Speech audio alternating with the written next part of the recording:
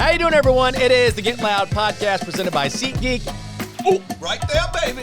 Gotta pay those bills. You gotta pay them bills, baby. Fred Smoot, Michael Jenkins. Just before we came on, we were talking about cow's milk, so I know this is gonna be a good podcast. Where do we go from there? I don't know. I was trying to make a transition from a cow to a Bengal. I don't think I can do it. I understand where you're coming from. Yeah. So, Commanders beat the Bengals in preseason game number 3, 21-19, and we got a little break before the start of the regular season. But I have to say, it's hard for me to try to convince myself not to get too excited. Yeah. But there's a lot of reasons why we should be excited. Well, you know what? This is what I do love. Even though we went 3-0 in the preseason, nobody's talking about it. Mm-hmm. That means we are thinking about the future. We're not thinking about the now. Yeah. We're not going crazy about anything. I think right now we got a wave in Washington, and we riding that wave right now. And I think the expectations are higher than they ever been. I think so. By the way, they were doing the wave at FedEx Field. They did the wave. They did the wave. By golly, we did the wave. We had enough people in the stadium to do the the wave.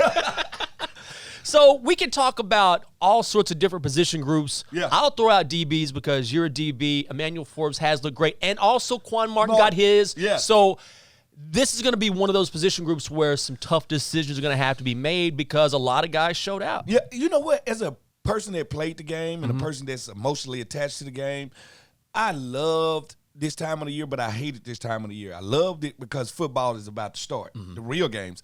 I hated it because I lost a lot of friends that got cut. Yeah. I lost a lot of people in my life because I'm sorry, 90 people start today, 53 are going to make the roster. Yeah. And for some rookies, their dreams are going to end tomorrow. Yep. For some veterans, they don't even know it. They played their last game on the NFL field. So watching those dreams die, it's a part of you that feels for them and that hurts for them, but you understand the business side of it, and I think that's the difference of it. What was one of the toughest moments you've ever had watching somebody get cut? I don't know if you want to name names, but where you were close to someone and you're like, man, this one hurts. Oh, no. Listen, it's a lot of guys I was like very close to because you got to realize we spend the whole summer together. We spend the fall together, and then all of a sudden they're gone. And not only are they gone, you're going to look at them across, and they might be on another sideline. Yeah. So I got really close to some guys, spent some time with them. Some guys I let stay with me because once they come here, they like don't have an apartment or something, so you let them stay with you and stuff like that. You build memories, you build time with them.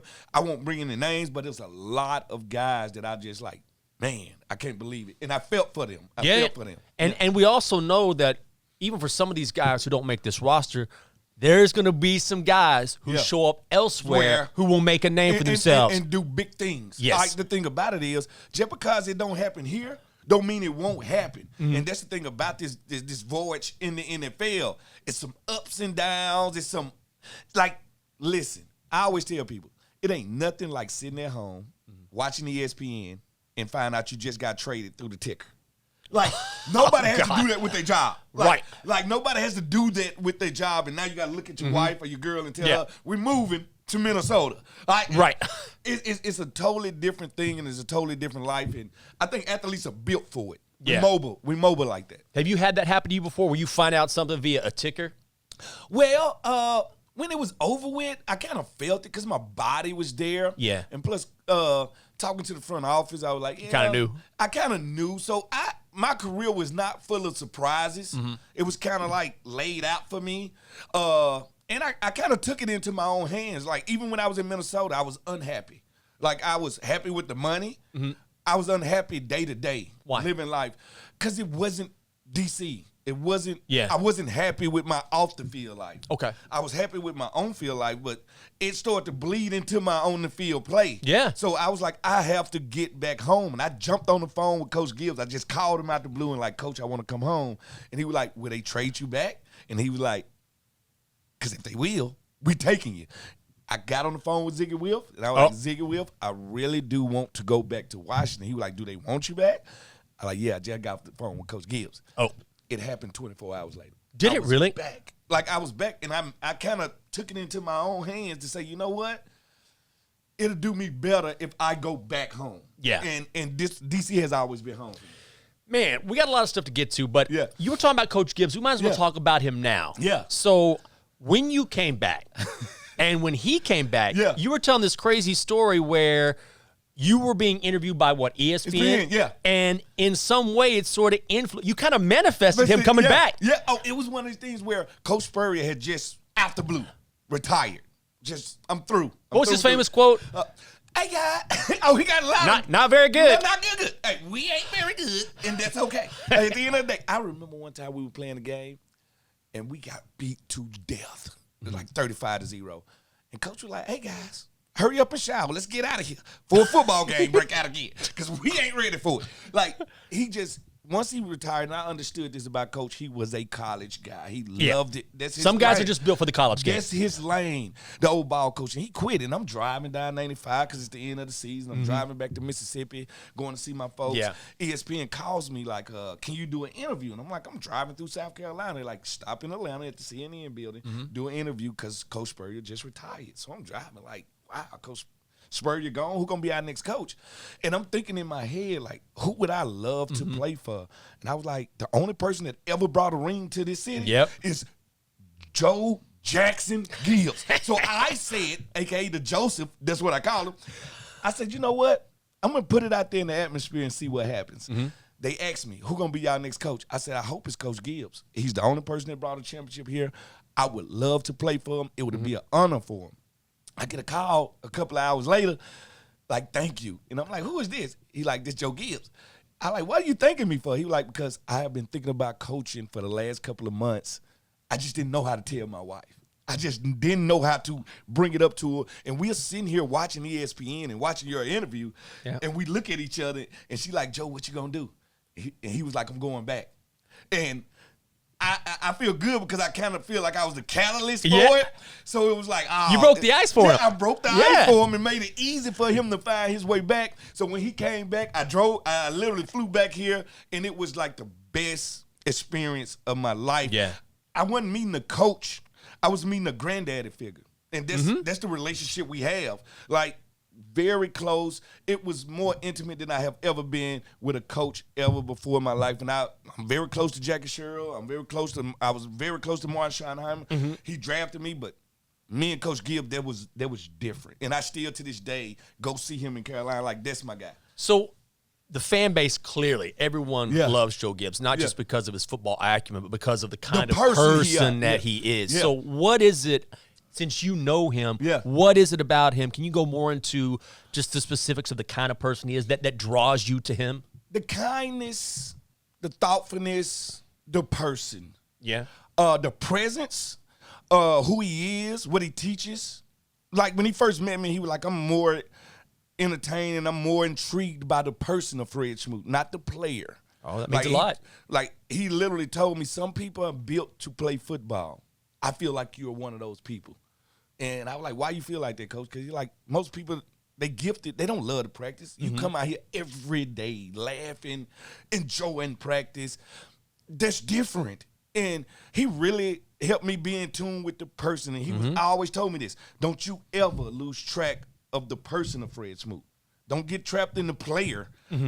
Keep the person. So that part and me able to just walk in his office anytime, because I realized he spent the night here 5 nights out of 7 every week.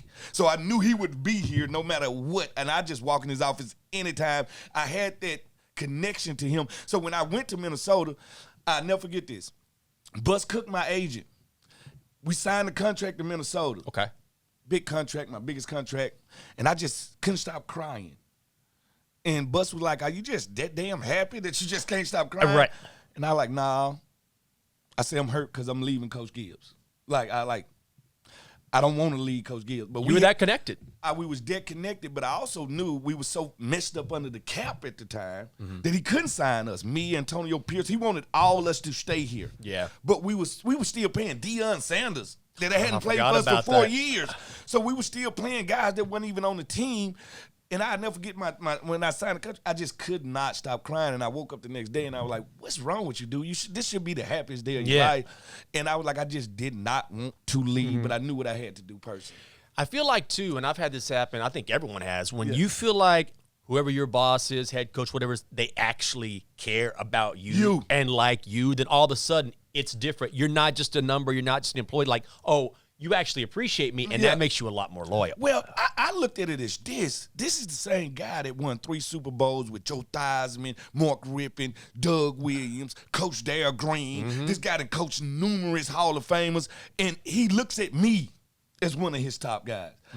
That blew me away. That blew me away. Like, I would never think with the Brian Mitchells of the world, Fred Smoot would be one of his favorite guys that he does not forget and that he makes sure that, like, we talk all the time. Like, I can call Coach Gibbs at a drop of a dime. I don't think many people have that type of relationship. He ain't coached me for, 15 years now. Yeah. And we still have that relationship. I still cheer Ty Gibbs on and NASCAR. All of us. I was going to ask that, like we family. It's different, man. So you were telling me, which I did not realize, of course, there's a bubble out here. Yeah, it was. In Ashburn. But Joe Gibbs didn't want a bubble. He didn't want a bubble. He's like, nah, baby. Did he say, nah, baby? Nah, baby. It's redskin weather. I'm like, what is redskin weather? All weather. Like, listen, people don't understand this about Coach Gibbs. He will work you to death. All right? Yeah. His practices are not for the faint of heart. And the thing about it is, tornado, hurricane, it does not matter. It's redskin weather. We're going to be outside. I'm talking about blizzards. I remember one day we were practicing, right? And the guys were like, before practice, because everybody watched the weather, man. Yeah. They were like, hey, it's going to thunderstorm out there today. Smoot, go tell coach we need to practice a walkthrough indoors.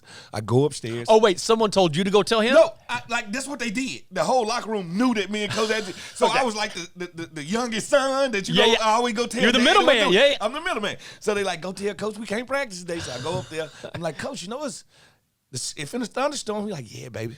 This redskin weather. I see you outside in 30 minutes. So I go back to the guys, hey, I see y'all outside in 30 minutes. We go outside, we're practicing, right? Ooh, and it's just parental.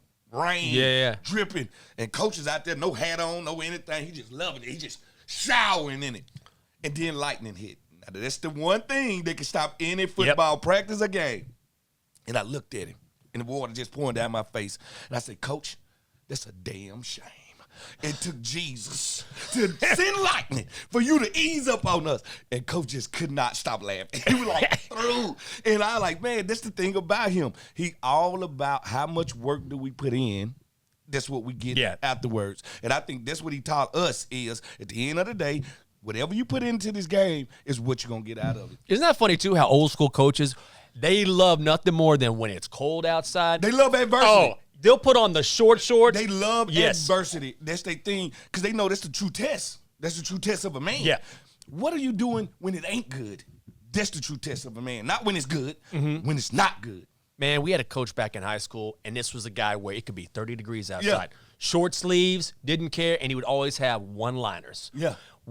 And there was a running back named Ivan Rickles. Sorry, he was a linebacker, and he wore these dark, he had an eye issue, so dark shades. Yeah. And so there was a play where running back, Curtis comes around the corner, and Ivan with those shades on just lays him out. Yeah. And there's a pause. It's all quiet. Coach Pierce goes, Stanley, Ivan may look like Ray Charles with those glasses on.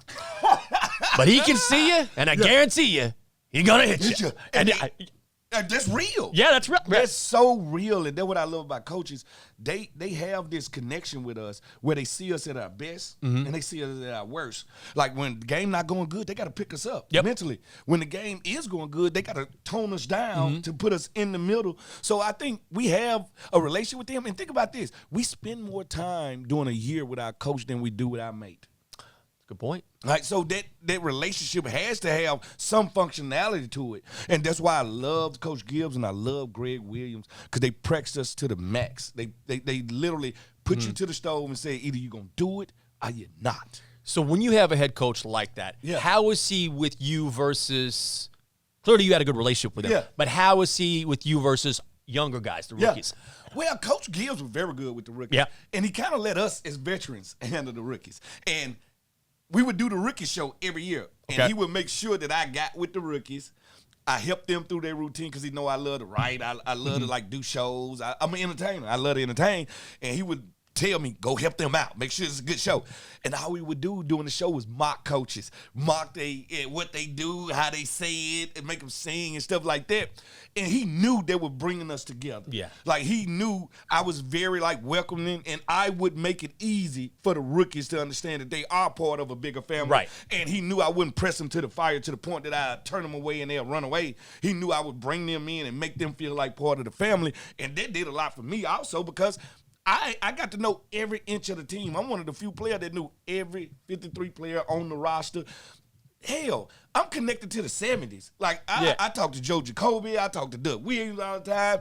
I talk to the new guys. So I'm connected to the 70s, to the 2000 teams. Like, I love the history of the game. I love the game itself. This game has changed my life. And during these times, it really became humbling that he wanted me to do those type things. So if there was a thing or two that you have learned from Coach Gibbs, and I know there's a lot of different things because of the way you revere him, and rightfully so, what would you say those are? Just be a good person. Yeah. One thing he taught me is it takes no energy to be yourself. It takes a lot of energy to be somebody else. Like, just be yourself, and that's all it takes. If you got a good heart and you feel a certain way, good things going to come to you. And when bad things come to you, you're going to dig your way out. At the end of the day, like he said, God won't put nothing on you that you cannot handle. All right? And guess what? When he puts it on you, keep going. Yeah. Keep going. And I am a living embodiment of that. I have been through it all, the highs, the lows. I keep going. I persevere. It doesn't bother me. I smile through it all. Well, Joe Jackson Gibbs had Joseph won 3 world championships. Yeah. So I want to talk about another world champion. I know you saw this. Noah Lyles, sprinter for the United States, won the 100-meter and the 200-meter. Yep, from the DMV. Yeah. And so world champion twice over now. But then afterwards, for some reason, he took a shot at the NBA. Why? For no reason. And he was saying, world champion of what? Of what? The NBA is an international sport. Do he know who Giannis is? Jokic? Do he know these names? Listen, the NBA is a world sport. All right? The NFL is not. The NFL belongs to America. Yeah. All right, so at the end of the day, every other country doesn't play it, but the NBA, soccer, baseball, international sports, for you to take a shot at them, and I know how he feels. At the Olympics, it's you against everybody. All right, I totally understand where he's coming from on that. But I'm sorry, the NBA is a totally international sport that he could not play. First of all. And when you're talking about these guys, they are totally different than what he's used to. So at the end of the day, I think we misunderstood what he was saying. I understand him in that moment. Yeah. Think about being the fastest man on earth. Think about nobody on 8 billion people. You are the fastest person on earth. I understand where he's coming from, but do not disrespect the NBA. Do not disrespect these guys. That's great. Do not belittle them and say they're not an international sport. If you say NFL, I would have been cool with it. Right. NBA, international sport. Okay, let me ask you about that then, because some people would say, well, it depends on how you look at it. No one else plays the NFL but the United States. Yeah. At the same time, if nobody else is playing it, maybe you are world champions. How do you look at it? I look at it as you are world champions because you are the best team that year. You are world champions. I just can't put it on the level of an NBA It is champion. a different level, yes. It's a different level when every country is playing it. Like, until we got guys from China, Japan, India playing the game, it's not worldly. And I understand the world watches it. The Super Bowl is the most watched sport event of everything. But until we have the whole world playing it, it's not a worldly sport. Also, the last thing you want to do is insult NBA players because no one does petty like the NBA. It's not even so petty and they so sensitive. Yet, what did KD say after he heard this Noah Lyles quote? Somebody help this brother. I know. The one thing about NBA players, as a person that played basketball coming up, they are so secluded and gym rats that they spend a lot of time by themselves. They play mind games in their head, where football players are part of the community. We never leave high school, college. We do everything everybody else does. Basketball players, because they are in the gym and so secluded, they do become alienated. They do become their own entity. So yeah, they got sensitive ears. They listen to everything where I can't. I get beat on an 80-yard touchdown. I'm not looking at Twitter. Right. Because everybody think I'm the worst DB to ever play the game. So therefore, we don't combat that.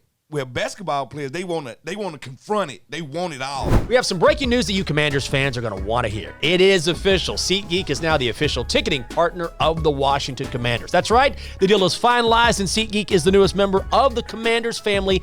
If you haven't heard the name yet, get used to it because you'll be hearing it a lot more this season. Whether you're buying or selling tickets to Commanders games or to any other event in the DMV, SeatGeek is the place to do it. SeatGeek, the new official ticketing partner of the Washington Commanders, so Commanders fans can fan.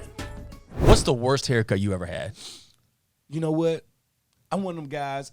I done had the same haircut since hair school. Yeah. Just totally fade down. I don't got no tattoos. I'm very chill. And one time I tried a different haircut. It was called a burst fade. Okay. It was like faded on the side and it went down in the back. I wore it like 2 days and boy, everybody just texted me like, you don't cut that off your head. You look terrible. It was a damn shame. Hey, listen, but I embraced the criticism. Okay. And I went and got it cut off. Did you? I did. Oh, when I was in college, Smoot, I went to Supercuts, $6.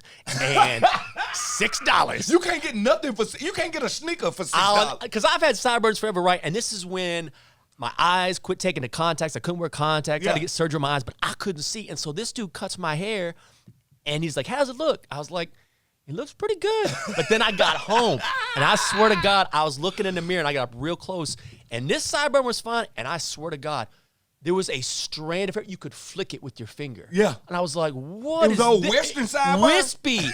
So then I had to cut it both high above the... Oh, my God. Like I was in the military. It was brutal. Oh, no, it hurts. That's the one thing about it is, that's why I love criticism. Like, the thing about it is, we don't see ourselves how other people see us. Yeah. So when other people say something, I take heed to it. Like, I really take heed to it. Well, we got to transition a little bit into college football. It's week 1 of college football. I love college football. Woo! Okay, so Yeah. what do you do? Because I'll tell you what, on college football Saturday, I'm locked in. I got drinks. I got wings. I always have wings. Oh, no, wings are the ultimate thing. Now, here go the question with you, Gibbs. Okay.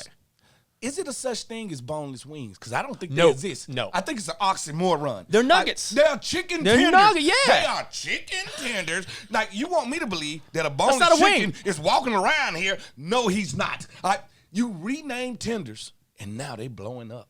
They are not boneless wings. They are short chicken tenders. How about we rename that? And they also taste totally different.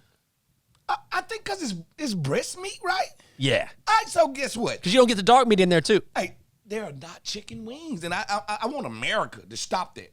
Like, I want to sue TGI Fridays. I want to sue them all for saying boneless wings because it's not a such thing. It doesn't exist. So what does your college football Saturday look like? All right, I wake up early in the morning. I get that grill going. Okay. I'm a big grill guy. I get that grill going. I get my meat on my grill, and I sit. My kids know, do not mess with daddy. On Saturday, I sit on that couch so much, it's just butt imprints on it. I don't move. I turn the channel back and forth because I start out with my SEC. Yep. Then I end with my Pac-10. Because, Pac-10 play at 1 o'clock at night. Yeah. I watch college football, and I think I'm just so attracted to college football because I know all the players out there are dreamers. Yeah. They're dreaming about playing on the next level, and they playing for school spirit. It's like nothing like representing your school. Like when I was a Mississippi State Bulldog, I enjoyed every day of it because it's a us against y'all mentality. It ain't just the football players. It's the whole school. No doubt. The school spirit, like people don't understand a SEC Saturday, it's different than anything in the world. Yeah. When I got to the league, the crowds were smaller. It's true, though. When I played at Alabama, 90,000.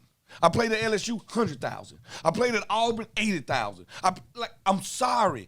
I have been in a game in Alabama, the ground just shaking. I'm like, this is different than any experience you have ever experienced, the nostalgia of it. You never forget it as a player. You can ask John Allen. You can ask any of these guys. Nothing compares to a Sunday in the SEC. Yeah. A Saturday, rather. And you always hear NFL guys, they talk about the NFL, but they talk about college. Yes. Because we are intimately connected to that. You never forget your It's part of who you year. are, yeah. That's part of your identity. That's part of who you will always be. And after the NFL, guess what we go back to? Those colleges. We give back to those colleges. We give time to those colleges. And hopefully our sons go play at those colleges. So it's different. How's Mississippi State going to be this year? Oh, we're going to be good. All right, we're going to be good. And the only thing about it I can say about this, new coach, new era, new time. We got a great quarterback. We always got great defensive linemen, and we always got great defensive backs. That's our thing. I think we'll have a great offense this year. And guess what? Nobody picks us to win anything. Right. Because LSU's of the world, Alabama's of the world, Georgia's of the world. Watch out for them Bulldogs. If you a hungry dog will bite you, Jinx. All right, and we are hungry, all right? So there are different celebrities Yeah.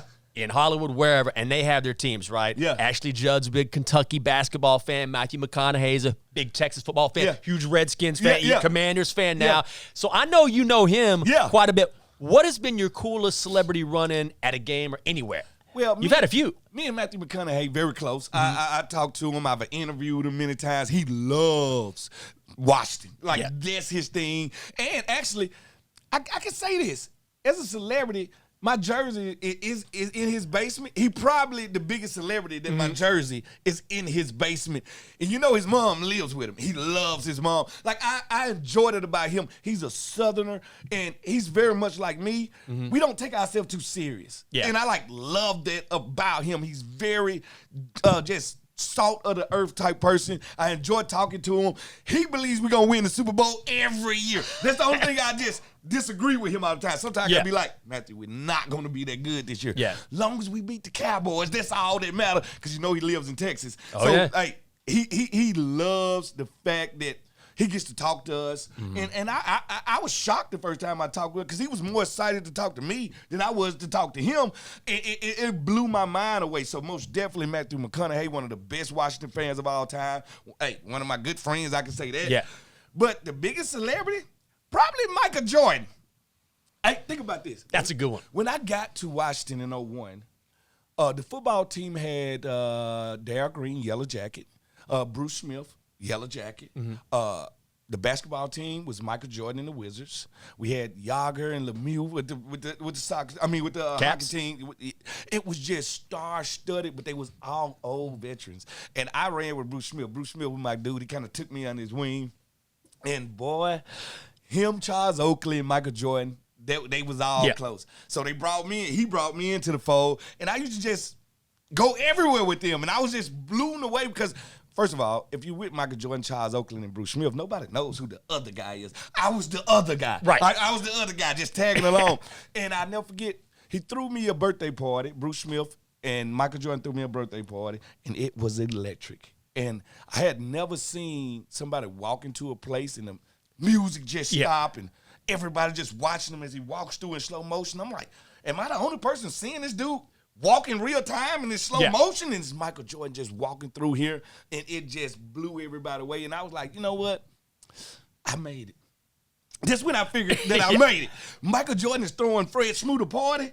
I have made it. Biggest celebrity of all time. Oh, my God. We know who Michael Jordan is. Yes. I'm sorry. He literally came out with shoes when I was young, and now I got to buy them again for my kids. Probably more and expensive. And he charging me $200 for them. Listen, it's a different experience. I enjoyed it so much. I was just, like I say, I was blown away by it at the time, and now that I go back and think about it, how did you even live it? Like, I'm asking myself, how did you even live it without being blown away by it? Because at the time, I was thinking none of it.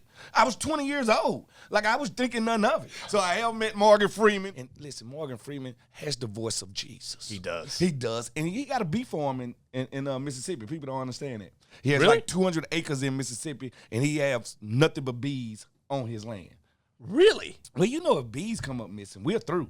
We have nothing to pollinate the earth. So he's a big earth guy. And that's how I kind of got into my own thing, where I wanted my own farm and I wanted to do my own thing because of Morgan Freeman. Aren't you going to do that now? Yeah, most definitely in West Virginia. 200 acres in West Virginia. Oh, my God. I want Wagyu cows, 20-acre lake. I'm going to stock it, all that. I grow my own stuff. You know how I like to grow my own stuff right now. So at the end of the day, I think if you can grow your own stuff and love the earth and harness it, I think it takes it to another level. And I enjoy it. It's freeing. It frees my mind to do it. See, I appreciate that about you, because you were saying you actually now like to mow your own lawn? I love to mow my own grass. Like, it's like nothing like mowing your own piece of the earth.